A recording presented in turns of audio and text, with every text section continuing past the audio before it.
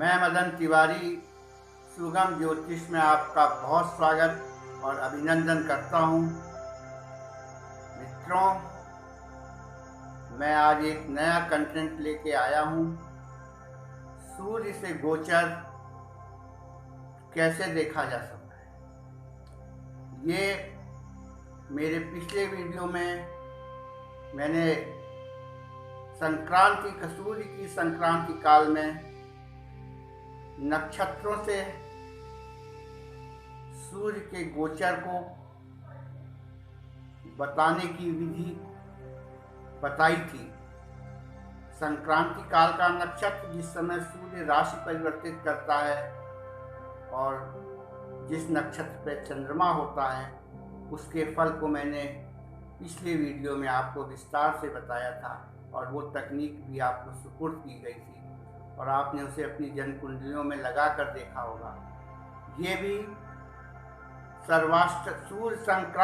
सूर्य की संक्रांति के समय गोचर का प्रयोग सर्वाष्टक वर्ग के माध्यम से, अष्टक वर्ग के माध्यम से किस तरह किया जाता है, आज हम इस के बारे में बताएंगे, जिसका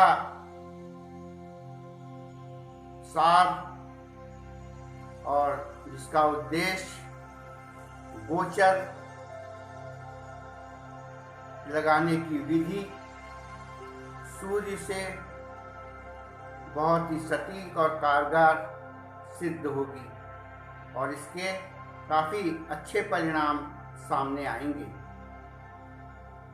पर ये उन्हीं लोगों के लिए ज़्यादा कारगर है जो ज्योतिष के बेसिक चीज़ों को जानते हों, ज्योतिष में जिनका थोड़ा बहुत भी यानी कि ज्ञान हो, रुचि रखते हों, उनको ये पद्धति आसानी से समझ में आ जाएगी। सबसे पहले आप सूर्य संक्रांति को लीजिए। सूर्य संक्रांति का मतलब होता है सूर्य जब एक राशि से दूसरे राशि में शिफ्ट करते हैं, राशि का परिवर्तन करते हैं, उस कालखंड को संक्रांति का कालखंड कहते हैं। और 12 संक्रांतियाँ होती हैं जो मेष से लेकर मीन राशि तक रहती हैं, क्योंकि हर महीने सूर्य एक राशि बदलता है, फिर दूसरी राशि, तीसरी राशि, ऐसे पूरा वर्ष में 12 राशियों में जाके पूरा एक वर्ष बिता देता है। तो सबसे पहले हम क्या करते हैं, सूर्य की संक्रांति के समय यानी कि जो 9 ग्रह हैं वो किन किन राशियों में उपस्थित हैं, वो किन किन राशियों में बैठे हुए हैं, वो किन किन राशियों में गोचर कर रहे हैं, ये देखना अत्यंत महत्वपूर्ण है। जैसे मैं एक उदाहरण के माध्यम से आपको ये समझाऊंगा कि 16 सितंबर 2020 की तरफ ले जाऊंगा और 16 सितंबर 2020 सूर्य की संक्रांति कन्या राशि में हुई थी। कन्या राशि में जब सूर्य की संक्रांति हुई थी, उस समय ग्रह, अन्य जो 9 ग्रह हैं, वो किन किन राशियों में बैठे हुए थे, उसको भी आप नोट करेंगे। अब कन्या राशि में जब सूर्य की संक्रांति हुई तो सूर्य और बुध तो कन्या राशि में रहे, वृश्चिक राशि में केतु, धनु राशि में गुरु, मकर में शनि, मेष में मंगल, वृषभ में राहु और कर्क में शुक्र और सिंह में चंद्रमा। इस तरह से ग्रहों का संचार रहा संक्रांति काल में। तो अब आप सर्वाष्टक वर्ग बिंदुओं को ले लीजिए। आजकल जो जनपत्तियां कंप्यूटर में निकाली जाती है या जिसके पास भी कंप्यूटर का प्रोग्राम है, उसमें इन राशियों में टोटल सर्वाष्टक वर्ग के बिंदुओं का पता चल जाएगा आपको। अपनी कुंडलियों में भी जो बड़ी कुंडली बनाई होगी तो जैसे इसमें सबसे पहले कन्या राशि में सूर्य का संचार हो रहा है, उस समय कन्या में टोटल बिंदुओं की संख्या 35 है सर्वाष्टक वर्ग की। वृश्चिक में जिसमें केतु बैठे हुए हैं उसमें 32 है। धनु जिसमें गुरु बैठे हुए हैं उसमें भी 32 है। और मकर में शनि बैठे हुए हैं उसमें 23 है। और मेष में मंगल बैठे हुए हैं इसमें सर्वाष्टक बिंदु 22 हैं। और वृषभ में राहु बैठे हुए हैं इसमें सर्वाष्टक बिंदु 31 हैं। और शुक्र कर्क राशि में बैठे हुए हैं जिसमें सर्वाष्टक बिंदु 21 हैं। और सिंह राशि में जिसमें चंद्रमा विराजमान है उसमें सर्वाष्टक बिंदु 21 हैं। इन सब का आप योगफल कर लीजिए, है ना। इन सब का योग करने के बाद आपको 154 अंक प्राप्त हुए हैं। इस 154 अंक को नोट कर लीजिए। अब अष्टक वर्ग में टोटल बिंदुओं की संख्या 337 होती है, 337। अब 337 का अगर हम 1/3 हिस्सा 1/3 करते हैं तो ये 112 से ऊपर जाता है, 113 मान लीजिए, 113। तो 113 बिंदुओं का जो मिनिमम रिक्वायरमेंट रहती है अष्टक वर्ग में, अगर अष्टक वर्ग में आपके 113 बिंदु हैं तो उसे बिल्कुल साधारण माना जाएगा। ये आप नोट कर लीजिए।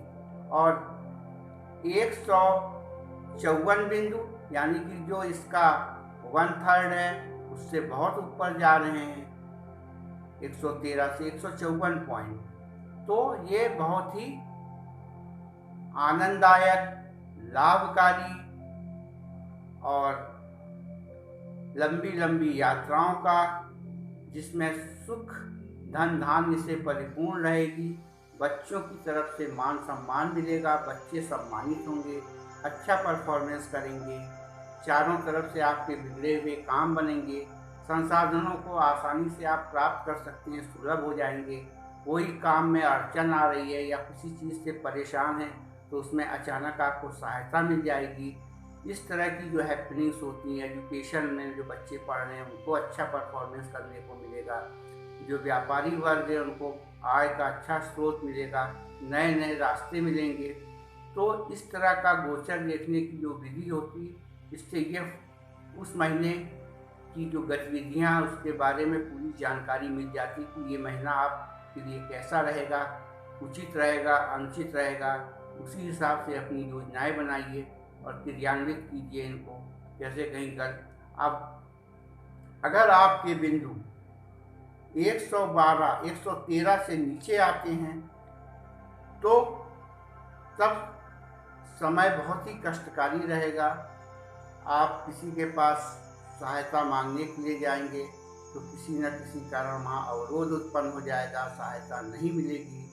परिवार में रोग, बीमारी, परेशानी, चिड़चिड़ापन, लड़ाई झगड़ा, विवाद, ये सब चीज़ों के चांसेस बढ़ जाते हैं। आप परेशान रहेंगे, चारों तरफ से अव्यवस्था उत्पन्न हो जाएगी। इसलिए हमेशा कुंडली का गोचर अगर इस पद्धति से लगाया जाएगा तो उसमें बहुत ज़्यादा अच्छे परिणाम आपको मिलेंगे। यानी कि सटीक जानकारियाँ आपको मिल जाएंगी कि ये माह मेरे लिए कैसा है, अच्छा है या बुरा है, मैं आगे कोई जोखिम भरा कार्य करूं कि नहीं करूं।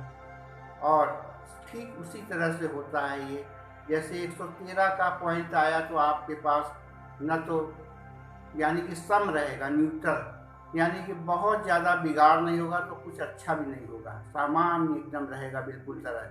लेकिन जैसे जैसे 113 के ऊपर आपके बिंदु बढ़ते जाएंगे, जैसे 113 से लेके 140, 45, 46, 47, 50, 66, 70, 75, वैसे वैसे आपकी उन्नति बहुत तेज़ी से उस महीने में होने लगेगी। जिस तरह एक उदाहरण के रूप में कोई बच्चा अगर क्लास में पढ़ता है, अगर वो 3300 में से नंबर लाता है तो उसकी कक्षोन्नति हो जाती है और वो दूसरे क्लास में प्रमोट होकर चला जाता है। और ठीक वो उसी तरह का बिंदु ये 113 113 जो है उसी तरह का बिंदु है। ठीक है, आपका महीना रगड़ घिस कर किसी तरह चला जाएगा, कोई नुकसान भी नहीं होगा। लेकिन अगर 33 से नीचे आता है तो वो फेल माना जाएगा, असफल माना जाएगा, दोबारा उसे उसी क्लास में पढ़ना पड़ेगा। अगर 113 बिंदु से नीचे जाता है ग्राफ तो आपको इस तरह की परेशानियों का सामना करना पड़ेगा और अनेक विपदाओं का सामना करना पड़ेगा। अगर उससे ऊपर ग्राफ जाता है, जैसे 150, 35, 40, 160, 170, 175, तो वो एक मेरिटोरियस होगा। उसमें आपका वो माह बहुत ही हर्षोल्लास के साथ बहुत ही बढ़िया तरीके से निकलेगा। इस पद्धति का प्रयोग यही सब देखने के लिए किया जाता है। आप अपनी जन्म कुंडलियों में इसका प्रयोग कीजिएगा और ज़्यादा से ज़्यादा लाभ आपको इसका मिले, इसको यानी कि इस चीज़ का, ये जो काफ़ी सुगम और सरल तरीका है गोचर देखने का, उससे आप लाभान्वित होंगे। बहुत बहुत धन्यवाद। हमारा चैनल आपने सब्सक्राइब किया, शेयर किया, लाइक किया, इसके लिए आपको दोबारा बहुत बहुत धन्यवाद।